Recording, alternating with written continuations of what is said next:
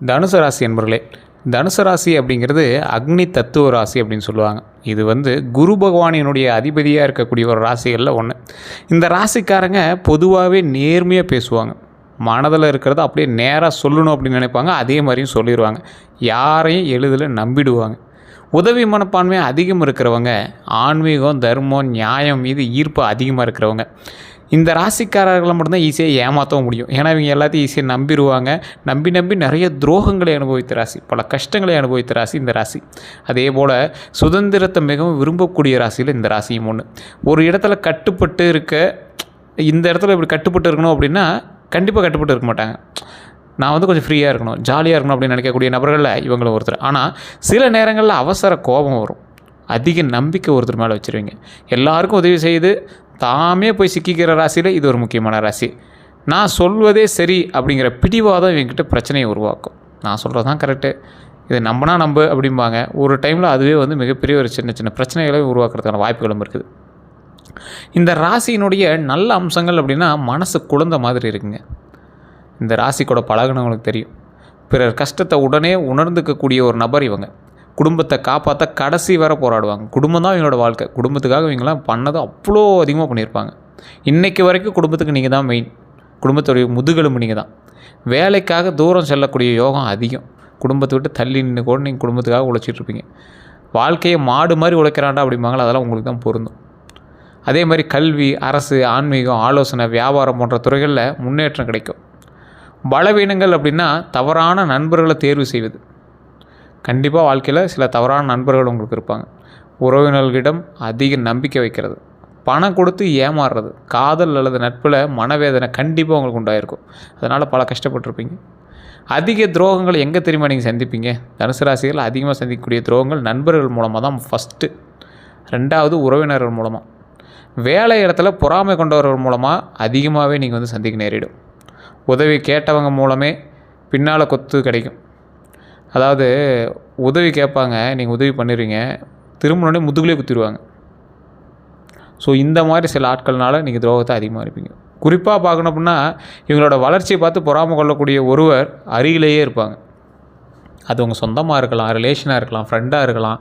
உங்களுடைய வளர்ச்சியை பார்த்து அவங்க பொறாமப்பட்டுருக்காங்க அப்படிங்கிறதான் உண்மை. ரகசியங்களை பகிர்ந்ததால் பிரச்சனை வந்திருக்கும். அது அப்படியே ஒரு பின்னாடி ஃபாலோ பண்ணிகிட்டே ஒரு பிரச்சனையாக உங்களை சுற்றிட்டு இருந்திருக்கும். நல்ல மனசை பலர் பயன்படுத்திக்குவாங்க. உங்களுடைய மனசை பயன்படுத்திக்குவாங்க, உங்களுடைய செயல்களை பயன்படுத்திக்குவாங்க. நீங்கள் யூஸ் அண்ட் த்ரோ கப் மாதிரி உங்களை யூஸ் பண்ணி தூக்கி போகிற அளவுக்கு நீங்கள் உங்களை கொண்டு வந்துடுவாங்க. தற்போதைய இவர்களுடைய நிலை எப்படி தெரியுமா இருக்குது? கடந்த சில ஆண்டுகளில் மன அழுத்தம் அதிகம், பண நெருக்கடி, குடும்பத்தில் குழப்பங்களை சுற்றிட்டு இருந்திருக்கு. அதெல்லாம் வருங்காலத்தில் தீரப்போகுது. இனி வரக்கூடிய காலங்களில் குடும்ப குழப்பம்லாம் பிரச்சனையே இல்லை, சரியாக போய்டும்.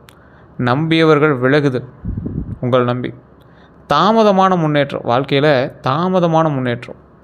என்ன செய்தாலும் முழு பலன் கிடைக்கவில்லை அப்படிங்கிற உணர்வு, இது எல்லாமே உங்களோட மைண்டில் போடிட்டுருக்கும். என்ன சார் அவ்வளோ பண்ண சார், ஆனால் அதுக்கான சாட்டிஸ்ஃபேக்ஷன்லாம் அமைதியே சார் அப்படிங்கிற மாதிரி இருக்கும். ஆனால் இப்போது மெதுவாக வாழ்க்கையில் பாதை தெளிவாக ஆரம்பிக்கும். இந்த வழியில் போனால் கொஞ்சம் நல்லது இருக்குது அப்படிங்கிற மாதிரி ஆக ஆரம்பிக்கும். பழைய குழப்பங்கள் விலகும், ஒரு ஸ்பேஸ் உண்டாகும், மன தைரியம் திரும்பும். அந்த மன தைரியம் ஒரு மிகப்பெரிய ஒரு ஓப்பன் ஸ்பேஸாக உண்டாகும். தாமதமான விஷயங்கள் நகர ஆரம்பிக்கும். கொஞ்சம் கொஞ்சமாக அப்படியே ஸ்பேஸ் கொஞ்சம் கொஞ்சமாக நகர ஆரம்பிக்கும். இதுவரை நடந்த முக்கிய பிரச்சனைகள், கடன் சுமை அல்லது பணத்தில் சிக்கி அப்படியே தங்கி இருக்குங்க பார்த்திங்களா, ஒரு அமௌண்ட் அப்படியே தங்கியிருக்கும், நகராமல் அப்படியே இருக்கும் ஒருத்தவங்கிட்ட. அது உங்கள்கிட்ட நான் கொடுத்த அமௌண்ட்டு சார் என் கைக்கு வரல அப்படின்னு நீங்கள் வெயிட் பண்ணிட்டு இருப்பீங்களே, அவங்களாம் அப்படியே தங்கி நிற்கக்கூடிய ஒரு நிலைமையாக இருக்கும். குடும்பத்தில் கருத்து வேறுபாடுகள் இருந்திருக்கும். வேலை மாறுதல் அல்லது நிலைத்தன்மை இல்லாமல் இருந்திருக்கும். உடல் சோர்வு, தூக்கமின்மை, இதெல்லாம் கண்டிப்பாக உங்களுக்கு இப்போ போயிட்டு இருந்திருக்கும். நண்பர் உறவினரோட துரோகம் உங்களுக்கு என்னைக்கா இருந்தாலும் ஃபஸ்ட்டு லைனில் நிற்கும். காதல் அல்லது திருமண விஷயத்தில் மனவேதனை உண்டாகி தான் அதுக்கு அடுத்தது கொஞ்சம் அப்படியே தெளிவு இருக்கும். இருந்தாலும் அது உங்களுக்கு ஃபுல் சாட்டிஸ்ஃபை தருமானா கேள்விக்குறி தான். உங்களோட வாழ்க்கையில் நான் மட்டும்தான் எல்லாம் சுமக்கிறேன் அப்படிங்கிற நிலை உங்களோட மைண்ட்லேயும் இருக்கும், உங்களோட வார்த்தைகளையும் வெளிப்பட்டுருக்கும், உங்களோட உதறுகளில் வெளிப்பட்டுருக்கும். இந்த ராசிக்காரர்கள் மாதிரி கஷ்டப்பட்டவனும் கிடையாது, இந்த ராசிக்கார மாதிரி கொஞ்சம் என்ஜாய் பண்ணவனும் கிடையாது. சிறுக சிறுக சேர்த்து பண்ணுவாங்க, அது நீங்கள் தான். அந்த சிறுக சிறுக சேர்த்துனது உங்களுக்காக மட்டும் இருக்காது, குடும்பத்துக்காக தான் இருக்கும். 2026 தமிழ் புத்தாண்டுக்கு பிறகு உங்களுடைய நிலை எப்படி தெரியுமா இருக்கும் போது? தனுசு ராசிக்காரர்களுக்கு நல்ல மாற்றங்கள், நின்ற வேலைகள் நகரும். ஸ்டாப் பண்ணி வச்சிருந்த வேலைகள் எல்லாமே நடக்க ஆரம்பிக்கும். சார் 2026 பிறக்கும்போதே சொன்னாங்க சார், ஒன்றும் பெரிய சாட்டிஸ்ஃபேக்ஷன் கிடைக்கல அப்படிம்பீங்க. தமிழ் புத்தாண்டு பிறந்து 1 மாதம் முடிய போகுது சார், 1 மாதம் முடிஞ்சு 2வது மாதம் பிறந்துருச்சு சார், அதுலேயும் இன்னும் ஒன்றும் பெரிய சாட்டிஸ்ஃபேக்ஷன் கிடைக்கல சார் அப்படிம்பீங்க. அந்த நின்ன வேலை எல்லாமே நடக்க ஆரம்பிக்கும். பண வரவு மெதுவாக அதிகரிக்க ஆரம்பிக்கும். வெளிநாடு, தூர பயண வாய்ப்பு, இது எல்லாமே உங்களுக்கு கிடைக்க ஆரம்பிக்கும். புதிய வேலை அல்லது பதவி உயர்வு வந்து கண்டிப்பாக உங்களுக்கு உண்டுங்க. கண்டிப்பாக அந்த டைமில் உண்டு. குடும்பத்தில் அமைதி நிலவும். வீடு வாகனம் தொடர்பான யோகம் வந்து உண்டாகும். இந்த காலகட்டத்துக்குள்ளே நீங்கள் வீடு வாகனங்கள் வாங்கியிருப்பீங்க. கடந்த 5 வருடத்தில் ஒன்றே நீங்கள் போய் ஒரு 3 நாட்கள் வந்து ஹாஸ்பிட்டலில் இருந்திருப்பீங்க. அப்படி இல்லை அப்படின்னா உங்களுடைய குடும்பத்தினர் ஒருத்தருக்காகவாவது நீங்கள் போய் ஹாஸ்பிட்டலில் இருந்து தான் வந்திருப்பீங்க. அது குழந்தை பிறக்கிறதுக்காக இருக்கலாம், இல்லை வேறு ஏதாவது ஒரு விஷயங்களுக்காக நீங்கள் வந்து போயிட்டு இருக்கணும். மருத்துவ ரீதியான செலவுகள் ஒரு மாதம் போயிட்டே தான் இருக்கும். ஏதோ ஒரு டேப்லெட்டாவது நீங்கள் வாங்கியே தீரணும். இந்த தனுசு ராசிக்காரர் உங்களுக்காக இருக்கலாம் அல்லது உங்களுடைய ஃபேமிலிக்காக இருக்கலாம். கவனம் தேவை. யாரையும் உடனே நம்ப வேண்டாம். கையெழுத்து, பணம், கூட்டுத் தொழில் விஷயங்களில் ஜாக்கிரதையாக இருக்கணும். உடல் சூடு, வயிறு, கல்லீரல் சம்மந்தமான பிரச்சனைகளை வந்து கவனிக்கணும். கல்லீரல்லாம் உங்களுக்கு உடனே காட்டி கொடுக்காது, டக்குன்னு தான் வேலையை கட்டி விடும். அதனால் அதெல்லாம் நல்லா செக் பண்ணிவிட்டு உடல் ஆரோக்கியம் சாப்பிட்டுட்டு இருந்துக்கணும். சிகரெட் பழக்கம்லாம் தவிர்த்துக்கோங்க. கெட்ட பழங்கள் எதுவாக இருந்தாலும் தவிர்த்துக்கோங்க. மது விஷயங்கள்லாம் தொடவே கூடாது.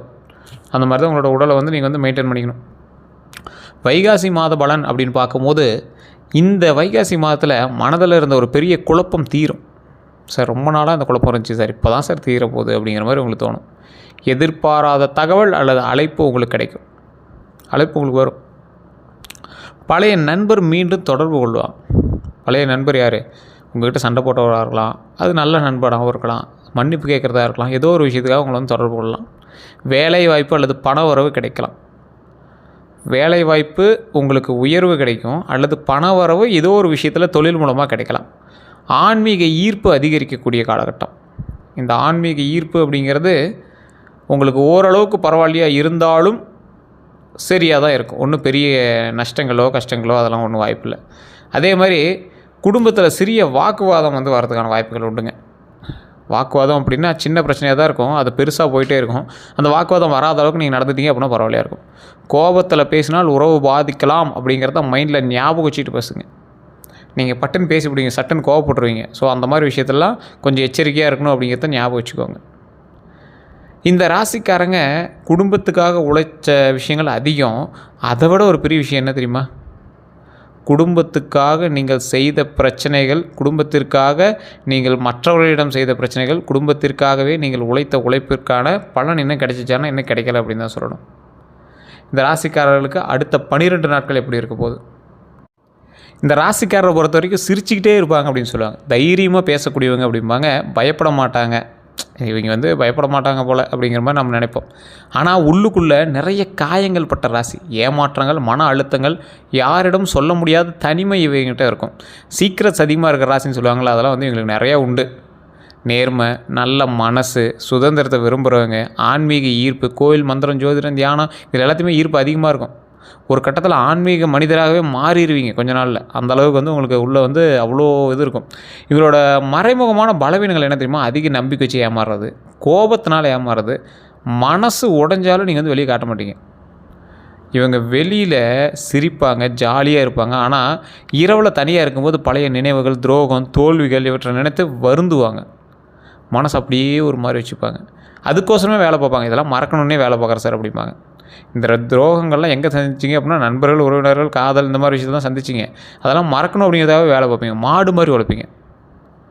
நிறைய கஷ்டங்களை தாங்கிட்டீங்க சார். தூக்கம் இல்லை நிறைய நாள், யாரிடம் மனசை பகிர முடியாத நிலை, முயற்சிக்கு தாமதமான பலன் கிடைக்குது, பண நெருக்கடி அதிகமாக இருக்குது, மன சோர்வாக இருக்குது அப்படிங்கிறீங்களாம். எதுவுமே சரியாக நடக்கலை அப்படிங்கிற உணவு உங்களுக்கு போயிட்டுருக்குல்ல. சிலருக்கு வேலை இழப்பு கூட நடந்திருக்கும். இது நான் இந்த காலகட்டத்தில் சொல்கிறேன். இந்த நாள் வரைக்கும் கடன், உடல் சோர்வு, குடும்ப பிரச்சனை, இவ கூட இந்த விஷயத்துக்கு கூட தேவையில்லாத பிரச்சனை. எவ்வளோ ஒருத்தர் ரோட்டில் போய்ட்டு வரவங்க கூட வந்து அவங்க சண்டைக்கு போட்டு போயிடுவான். அது எவ்வளோ கஷ்டமாக இருக்கும். இது காரணம் என்ன தெரியுமா? ஏன் இவ்வளோ கஷ்டம் வந்தது தெரியுமா? ஜோதிட ரீதியாக பார்க்கும்போது சனி தாக்கம், ராகு கேதுவோட குழப்பம், குரு பலவீனம், இவை இருந்தால் தான் வாழ்க்கையில் மெதுவாக நகரும் அப்படிம்பாங்க. ஆனால் ஒரு விஷயம், தனுசு ராசிக்காரர்களுக்கு கஷ்டம் அதிகமாக வந்தாலும் ஒரு நாள் பெரிய மாற்றம் திடீர்னு வரும். அது வந்து தனுசு ராசிக்கே உண்டான ஒரு விஷயம். இப்போ நான் சொல்கிறது வந்து கிட்டத்தட்ட ஒரு 140 கோடி பேர் இந்தியாவில் இருக்கிறாங்களா, அதில் 12 கோடி பேர் பக்கம் தனுசு ராசிக்காரர் இருப்பாங்களா? ஸோ எல்லாத்துக்கும் பலிக்குமானா பலிக்காது. ஏன்னா தசாபுத்தி வேறு, நட்சத்திரம் வேறு, ராசி மட்டும்தான் ஒன்று, உள்ள லக்கினம் வேறு, எல்லாம் வேறு வேறு. ஸோ அப்போ நீங்கள் என்ன பண்ணணும், உங்களுடைய தனிப்பட்ட ஜாதகத்தை கொண்டு போய் செக் பண்ணணும். உங்கள் லோக்கலில் இருக்கிற ஜோதிடர்கிட்ட கொடுத்து செக் பண்ணுங்கள். இல்லை சார் இங்கே ஒன்றும் சரியாக எனக்கு சாட்டிஸ்ஃபை ஆகலை அப்படிங்கிறவங்க மட்டும் கீழே ஒரு நம்பர் கொடுத்துருங்க. டிஸ்கிரிப்ஷன் நம்பருக்கு ஸ்க்ரீனில் ஒரு நம்பர் ஓடிட்டுருக்கும். அந்த நம்பருக்கு ஃபோன் பண்ணுங்கள். ஃபோன் பண்ணி உங்களுடைய ப்ராப்ளம் சொல்லி சால்வ் பண்ணிக்கலாம். இந்த ராசிக்காரங்களை பொறுத்த வரைக்கும் எதுவுமே அப்பப்போ செக் பண்ணிட்டே தான். உங்களோட கைரேகை கூட 3 மாதத்துக்கு ஒரு டைம் நீங்கள் செக் பண்ணி தான் பார்க்கணும். அந்தளவுக்கு தான் உங்களுடைய மாற்றங்கள் இருக்கும். திடீர் மாற்றமாக இருக்கும், திடீர்னு சரியாகும், திடீர்னு ஒரு மாதிரி உங்களை வச்சு செய்யும். சரி என்ன சார் கிரக அமைப்பே இப்படி கன்ஃபியூஸ் பண்ணுது அப்படிங்கிற அளவுக்கு உங்களுக்கு ஒரு இதாக இருக்கும். அந்தளவுக்கு வந்து நிறைய விஷயங்களில் இது பண்ணிடுவீங்க. அதே போல் இந்த ராசிக்காரர்களுக்கு வரக்கூடிய 12 நாட்கள், அடுத்த 12 நாட்கள்னு சொல்லலாம். முதல் 4 நாள் ஒரு நல்ல தகவல் வரும். நல்ல தகவல்னால் எதை பொறுத்து சார் வரும் அப்படின்னா, நீங்கள் எதை எதிர்பார்த்து கொண்டு இருக்கிறீர்களோ அதில் 5% உங்களுக்கு சாட்டிஸ்ஃபை ஆகிற அளவுக்கு வரும். 5% தான், மீதி 95% அது ஞாபகம் வச்சுக்கோங்க. மன அழுத்தம் குறையக்கூடிய ஒரு காலகட்டம். மன அழுத்தம் குறையக்கூடிய காலகட்டம். கொஞ்சம் பிரச்சனைகள்லாம் அப்படியே கொஞ்சம் குறைய ஆரம்பிக்கும். அதை நினச்சி இருக்கிற ஸ்ட்ரெஸ் எல்லாமே குறைய ஆரம்பிக்கும். பழைய ஒருவர் தொடர்பு கொள்வார். அது நல்லதா கெட்டதான்னு நீங்கள் தான் யோசிச்சுக்கணும். ஒரு மைண்டு ஒரு ரிலாக்ஸேஷன் கிடைக்கும். பழைய ஒருவர் தொடர்பு கொள்வார். அதனால் நீங்கள் கவலையும் பட தேவையில்லை.